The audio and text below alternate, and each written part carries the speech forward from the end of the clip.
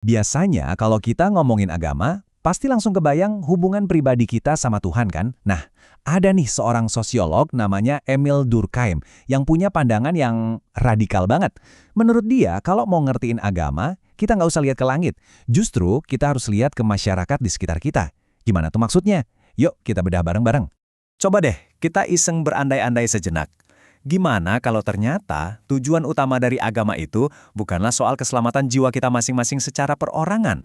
Nah, ini dia ide besarnya Durkheim. Dia bilang, fungsi paling fundamental dari agama itu sifatnya sosial. Tujuannya apa? Ya, untuk mengikat sekelompok orang dan memastikan kelompok itu bisa terus bertahan hidup.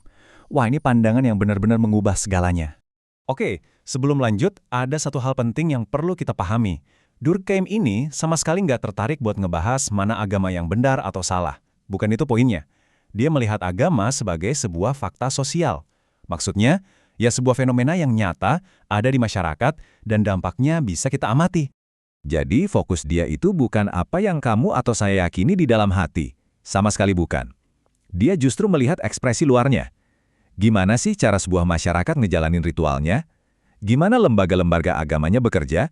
Dan gimana semua itu ngasih pengaruh ke kehidupan sosial sehari-hari?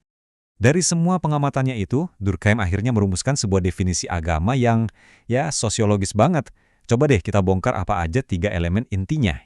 Nah, ini dia definisi lengkap dari Durkheim. Mungkin emang kedengarannya agak akademis ya, agak ribet.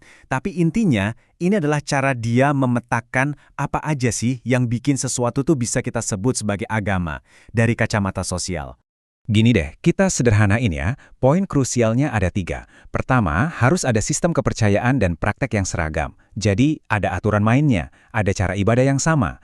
Kedua, ada konsep tentang yang sakral, sesuatu yang dianggap suci, spesial, dan dipisahkan dari kehidupan sehari-hari. Dan yang ketiga, ini yang paling penting, semua itu berhasil menyatukan para penganutnya dalam sebuah komunitas moral yang solid.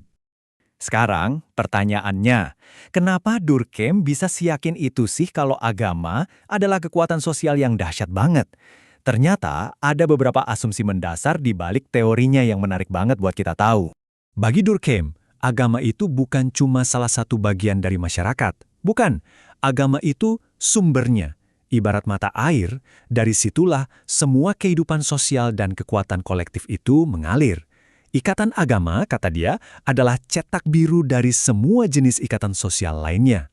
Nah, siap-siap ya, ini mungkin bagian yang paling mengejutkan. Durkheim berpendapat, keyakinan beragama kita itu bukan murni pilihan pribadi kita loh. Sebaliknya, itu adalah sesuatu yang ditanamkan ke dalam diri kita oleh masyarakat tempat kita dibesarkan. Kita kan sering banget ya merasa tentu aja ini pilihan saya, ini hasil pencarian spiritual saya sendiri. Tapi kalau Durkheim masih ada, dia mungkin bakal nanya balik, apa benar begitu? Soalnya, dia melihat bahwa cara kita berpikir, filter kita soal mana yang baik dan buruk, itu semuanya udah dibentuk sama lingkungan sosial kita sejak kecil. Jadi, masyarakat itu seolah-olah ngasih kita kacamata khusus yang kita pakai buat melihat dunia. Dan kerangka berpikir inilah yang pada akhirnya bikin sebuah agama tertentu kelihatan jadi pilihan yang paling benar dan paling masuk akal buat kita. Jadi seolah-olah kita memilih, padahal sebenarnya kita sedang diarahkan.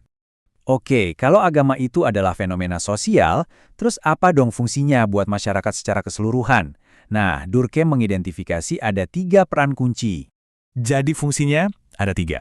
Pertama, agama itu bertindak sebagai perekat sosial yang menyatukan orang-orang. Kedua, jadi kontrol sosial dengan menyediakan aturan main moral bersama.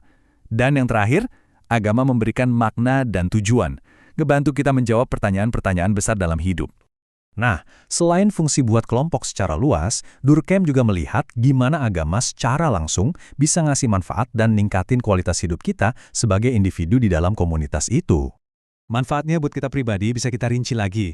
Ada fungsi disipliner yang bantu kita buat lebih bisa kontrol diri. Terus ada fungsi kohesif yang ngasih kita rasa memiliki yang kuat. Ada fungsi vitalisasi yang tugasnya kayak booster semangat dan energi. Dan terakhir, fungsi euforia yang menciptakan kebahagiaan kolektif. Semua ini bikin hidup jadi terasa lebih mudah dan lebih terarah. Jadi, ini dia kesimpulan utamanya. Menurut Durkheim, semua ritual, simbol, dan keyakinan agama itu pada hakikatnya adalah cara masyarakat untuk merayakan dirinya sendiri. Jadi, ketika orang-orang kumpul untuk beribadah, sebenarnya mereka sedang merasakan dan memperkuat energi dari ikatan sosial mereka sendiri. Analisis Durkheim ini akhirnya meninggalkan satu pertanyaan besar buat zaman kita sekarang. Kalau memang benar agama itu adalah perekat masyarakat, lalu apa yang terjadi ketika perekat itu mulai melemah? Di dunia modern, di mana peran institusi agama mungkin memudar, kira-kira apa ya yang akan menggantikannya sebagai perekat sosial? Sebuah pertanyaan untuk kita renungkan bersama.